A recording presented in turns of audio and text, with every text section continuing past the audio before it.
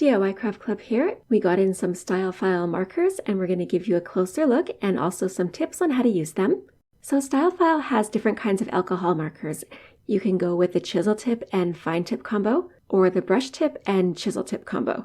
And once you start playing around with the different combinations, you're going to find that you're going to start reaching for the same ones more often. And it's just going to come down to personal preference and what you're needing in a marker. One thing to note is that alcohol markers are going to give you different results depending on what surface you're going to be using.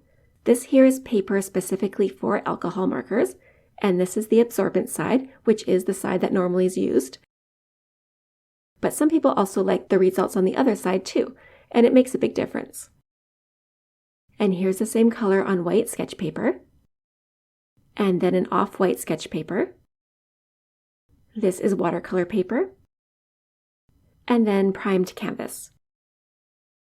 And you can see that the surface does show the same color very differently. And then also blending. You can take one color, and depending on how much it's layered, you can create a huge range of colors with just a few markers.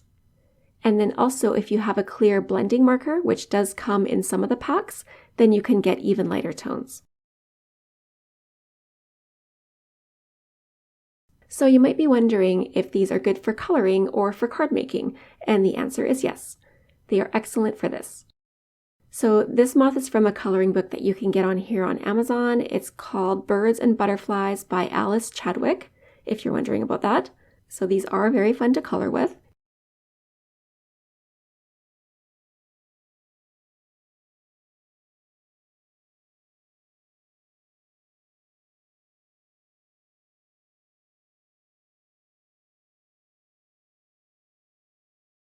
So do be aware that alcohol markers are going to bleed through the paper. And to store your style files, you're going to want to lay them down horizontally, and that way the ink is going to be evenly distributed to both ends. We hope this helps you out. Thanks for watching.